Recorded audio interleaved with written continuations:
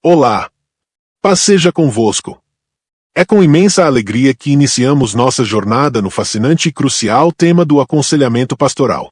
Esta não é apenas uma disciplina teológica, mas um chamado divino para sermos instrumentos de graça e sabedoria na vida uns dos outros. Em um mundo marcado por dores e desafios, o aconselhamento pastoral emerge como uma ponte de esperança, um bálsamo para corações feridos e um guia para almas em busca de direção. O nosso propósito hoje é aprofundar a compreensão das habilidades necessárias para este ministério, exercendo de forma eficaz e ética, para a honra de Deus e o serviço ao próximo. Nesta explanação, vamos examinar as competências que nos capacitam a acolher, ouvir e guiar pessoas em sua caminhada de fé. Não se trata de nos tornarmos super-heróis espirituais, mas de sermos servos humildes, preparados e sensíveis à voz do Espírito Santo. Discutiremos as atitudes posturais que definem nossa presença, como a autenticidade e a empatia, e as habilidades técnicas e comunicacionais que nos permitem conduzir diálogos significativos. Além disso, dedicaremos atenção especial à ética no aconselhamento, um pilar que sustenta toda a prática ministerial e nos protege das armadilhas que podem comprometer nossa integridade e a confiança de quem nos procura. Nosso fundamento é sempre a palavra de Deus. Como diz Romanos 12.2, e não vos conformeis com este século, mas transformai-vos pela renovação da vossa mente, para que experimenteis qual seja a boa, agradável e perfeita vontade de Deus. Que este estudo nos inspire a ver o aconselhamento como uma oportunidade sagrada de refletir o caráter de Jesus, o nosso maravilhoso conselheiro, e de sermos instrumentos de renovação e cura. Vamos aprofundarmos agora em um tema central para o nosso chamado, as habilidades necessárias na vocação do aconselhamento pastoral. Como a própria palavra vocação sugere, este não é um trabalho qualquer, mas um chamado de Deus que nos exige preparo contínuo. A eficácia do conselheiro não se baseia em talentos naturais, mas no esforço e dedicação para dominar as técnicas e atitudes que, sob a direção do Espírito Santo, se tornam ferramentas poderosas em nossas mãos. O que isso significa na prática? Significa que a nossa capacidade de ajudar o próximo é diretamente proporcional à nossa disposição de aprender e de crescer. Não podemos improvisar quando o assunto é a vida e a dor de alguém. É por isso que examinamos as atitudes posturais, como a autenticidade e a empatia, que criam um ambiente de confiança e acolhimento. E também as habilidades técnicas e comunicacionais, que nos permitem conduzir conversas de forma eficaz, como as listadas nos tópicos de estudo. A base de tudo é a nossa consagração a Deus. Afinal, somos chamados a ser o sal da terra e a luz do mundo, como diz o nosso Senhor em Mateus 5 versículos 13 e 14. Vós sois o sal da terra, e se o sal for insípido, com que se há de salgar? Para nada mais presta senão para se lançar fora e ser pisado pelos homens. Vós sois a luz do mundo. Não se pode esconder uma cidade edificada sobre um monte. O aconselhamento pastoral é uma das maneiras mais concretas de sermos sal e luz na vida de quem precisa. É um privilégio sermos usados por Deus para levar esperança e cura. Prosseguimos em nosso estudo, agora focando nas atitudes posturais, que são a essência do que o conselheiro pastoral deve ser. A primeira delas é a autenticidade. Ser autêntico é ser genuíno, sem máscaras. Um conselheiro transparente, cujas palavras e ações se alinham, constrói a base da confiança. A autenticidade nos permite ser verdadeiros com os outros porque somos verdadeiros com nós mesmos e com Deus. Em seguida, temos a receptividade. Um coração receptivo é um porto seguro para aqueles que enfrentam tempestades. O conselheiro deve estar aberto para acolher a dor e o sofrimento do outro sem julgamentos, demonstrando o amor de Cristo que acolhe a todos. A conexão das relações de poder nos ensina a servir em amor, em vez de dominar. É a humildade do serviço que desarma o medo e constrói uma relação de ajuda verdadeira. Como nos ensina a palavra em Filipenses 2 versículos 13 e 4, nada façais por partidarismo ou por vanglória, mas com humildade, considerando uns aos outros superiores a si mesmo. Não tenha cada um em vista o que é propriamente seu, senão também o que é dos outros. Por fim, a empatia. Esta é a capacidade de entrar no mundo do outro, de sentir sua dor e sua alegria, sem perder a sua própria identidade. A empatia cria um espaço de profunda comunhão, onde o aconselhado se sente verdadeiramente compreendido. Estas atitudes, juntas, formam um alicerce para um aconselhamento eficaz e verdadeiramente cristão. Elas nos capacitam a sermos canais do amor e da compaixão de Deus. No nosso estudo sobre aconselhamento, é hora de voltar a atenção para as habilidades técnicas e comunicacionais. Enquanto a atitude é o que somos, a técnica é o que fazemos.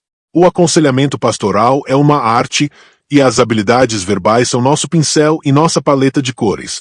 Começamos com o envolvimento, que é a capacidade de criar um vínculo de confiança com quem estamos aconselhando. Sem essa conexão, nenhuma palavra ou técnica terá o impacto desejado. O engajamento é o nosso compromisso de caminhar lado a lado com a pessoa durante sua jornada de fé e de dor. O encorajamento é o ato de semear esperança e motivar a mudança. Lembrem-se do que está em Isaías 41, versículo 10, Não temas, porque eu sou contigo. Não te assombres, porque eu sou teu Deus, eu te fortaleço, e te ajudo, e te sustento com a minha destra fiel. O nosso encorajamento aponta para a fidelidade de Deus. A exploração e o entendimento são habilidades de escuta ativa e discernimento. Fazer as perguntas certas e interpretar a situação a partir da perspectiva do aconselhado nos permite compreender a raiz do problema. O ensino, por sua vez, é a nossa oportunidade de aplicar a sabedoria divina e as nossas experiências para iluminar o caminho. E, por fim, o encerramento, que é a capacidade de finalizar o aconselhamento de forma adequada, com um plano claro para os próximos passos. O uso dessas habilidades, com flexibilidade e sensibilidade, nos capacita a sermos instrumentos eficazes nas mãos de Deus. Agora iremos nos aprofundarmos em um conjunto de ferramentas que nos capacitam a sermos conselheiros eficazes, as habilidades de comunicação. O aconselhamento pastoral é, em grande parte, sobre a arte de ouvir e de fazer as perguntas certas. O uso de perguntas abertas é crucial, pois elas convidam o aconselhado a falar livremente, a explorar seus sentimentos e pensamentos sem se sentir limitado por respostas simples de sim ou não. Em vez de conduzir o aconselhado, nós o guiamos, abrindo caminhos para que ele mesmo encontre as respostas em seu coração e na palavra de Deus. A interpretação é uma habilidade poderosa, mas exige cautela e sensibilidade. O nosso papel não é dar um veredito final, mas sim oferecer insights e sugestões que ajudem o aconselhado a enxergar a situação sob uma nova luz. O objetivo é que a verdade seja revelada pelo próprio aconselhado com a iluminação do Espírito Santo. É um processo de descoberta mútua, onde o conselheiro atua como um facilitador. O apoio, demonstrado através da linguagem corporal e do tom de voz, é fundamental para que o aconselhado se sinta seguro e acolhido. E a indagação, a habilidade de fazer perguntas que estimulam o pensamento e o raciocínio, nos ajuda a aprofundar a conversa e a encontrar a raiz do problema. Essas habilidades nos permitem guiar o aconselhado de forma sábia e compassiva, sem jamais ferir a sua dignidade ou trair a sua confiança. Como diz Provérbios 11, versículo 14, Onde não há direção sábia, o povo cai, mas na multidão de conselheiros há segurança. Somos chamados a ser parte dessa multidão de conselheiros que oferece direção, amor e segurança em Cristo. Agora, mudamos o foco para um pilar inegociável do nosso ministério, a ética do aconselhamento pastoral. A base de toda relação de ajuda é a confiança. Como podemos esperar que alguém se abra e compartilhe suas dores mais profundas se não tiver a absoluta certeza de que suas palavras serão tratadas com o mais estrito sigilo? O princípio fundamental, o axioma máximo, é que toda informação pessoal colhida em aconselhamento deve receber um tratamento confidencial e restrito e sigiloso. Este não é apenas um detalhe, é a fundação sobre a qual construímos a ponte da ajuda.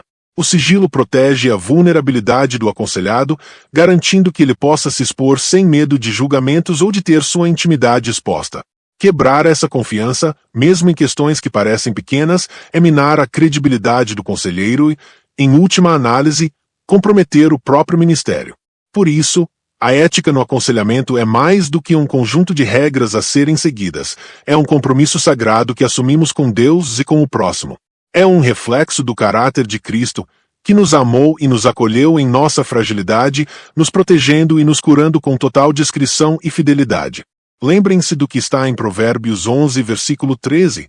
O que anda mexericando revela segredos, mas o fiel de espírito o encobre. Que sejamos fiéis e dignos da confiança que nos é depositada. No nosso estudo sobre a ética do aconselhamento, é fundamental que compreendamos a seriedade do sigilo não apenas como uma diretriz ministerial, mas também como um princípio legal. O material que temos em mãos destaca que a legislação brasileira, incluindo o novo Código Civil e o Código do Processo Penal, oferece um amparo legal para o sigilo profissional. Isso significa que a confidencialidade que prometemos a quem aconselhamos não é apenas uma questão de honra, mas um direito protegido por lei. Essa proteção reforça a seriedade de nosso compromisso ético e nos lembra da responsabilidade que carregamos. No entanto, o sigilo não é absoluto. Existe uma chave de ouro para situações excepcionais, a permissão do aconselhado. Em casos específicos onde a quebra do sigilo é necessária, o conselheiro deve obter o consentimento claro e consciente da pessoa. Sem essa autorização, qualquer revelação de informações confidenciais pode acarretar sérias consequências, tanto no âmbito ministerial quanto legal. O conselheiro é, acima de tudo, um guardião da confiança, e essa confiança é um tesouro que deve ser protegido a todo custo. Nossa responsabilidade vai além do legal e ministerial, é um reflexo de nossa fé. Como nos ensina a palavra em Provérbios 25, versículo 9, pleiteia a tua causa com o teu próximo e não reveles o segredo de outrem. Que sejamos diligentes e fiéis em honrar a confiança de cada pessoa que busca em nós um ouvido e um coração compassivo. É vital que, ao aprofundarmos no ministério de aconselhamento, tenhamos consciência das armadilhas na ética. A mais perigosa delas, como nos é alertado, é a quebra do sigilo. No entanto, o cerne do problema muitas vezes não reside em uma falha técnica, mas em questões internas do próprio conselheiro. O material destaca que as maiores armadilhas da ética do aconselhamento estão no próprio conselheiro, através de suas necessidades não supridas, através de seus problemas pessoais não resolvidos e através de seus desejos não tratados diante de Deus. Um conselheiro que não cuidou de suas próprias feridas pode, inconscientemente, usar o aconselhamento para suprir carências, como a necessidade de se sentir útil, de ter poder ou simplesmente de satisfazer a curiosidade. Essa atitude é extremamente prejudicial e pode causar danos irreparáveis à pessoa que busca ajuda. Outra armadilha é a inexperiência. A falta de preparo e conhecimento pode levar o conselheiro a dar conselhos inadequados ou a se envolver em questões que estão além de sua capacidade, causando mais prejuízo do que ajuda. Para evitar essas armadilhas, o caminho é a integridade pessoal e a santificação. Um conselheiro deve ser honesto consigo mesmo, reconhecendo seus limites e buscando a Deus em oração e estudo da palavra. É fundamental que, antes de tentar curar os outros, permitamos que o Senhor cure a nós mesmos. Como diz 2 Coríntios 1, versículo 4, Ele nos consola em todas as nossas tribulações, para que, com a consolação que recebemos de Deus, possamos consolar os que estão passando por tribulações. A nossa capacidade de consolar é fruto da consolação que recebemos de Deus em nossas próprias vidas. É essencial que, ao praticarmos o aconselhamento, atentemos para os detalhes da ética profissional. Mais do que um conjunto de regras, são princípios que nos protegem e honram a quem servimos. A primeira advertência é a de não falar sobre problemas de terceiros. Fofocas e comentários sobre a vida de outros, especialmente quando não estão presentes, demonstram falta de respeito e justiça. O conselheiro é um guardião de segredos, não um divulgador de informações. O segundo ponto é a proibição de envolvimento sensual ou afetivo.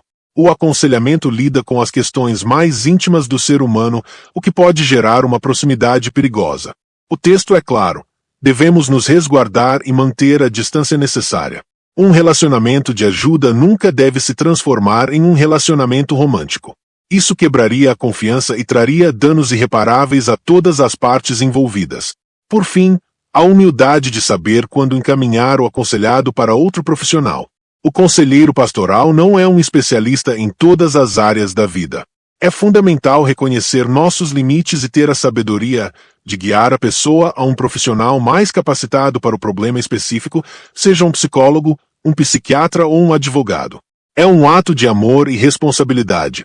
Como nos diz Provérbios 14, versículo 12, há um caminho que ao homem parece direito, mas o fim dele são os caminhos da morte. A sabedoria divina nos guia a não nos deixarmos levar por nossas próprias carências, mas a buscar sempre o que é melhor para o próximo, mesmo que isso signifique abrir mão da nossa ajuda e direcionar a um especialista. Um ponto essencial em nosso estudo sobre aconselhamento é a compreensão da diretividade na intervenção pastoral. Esse conceito, longe de ser autoritário, é a habilidade de guiar o processo de forma assertiva e intencional, como um pastor que conduz seu rebanho.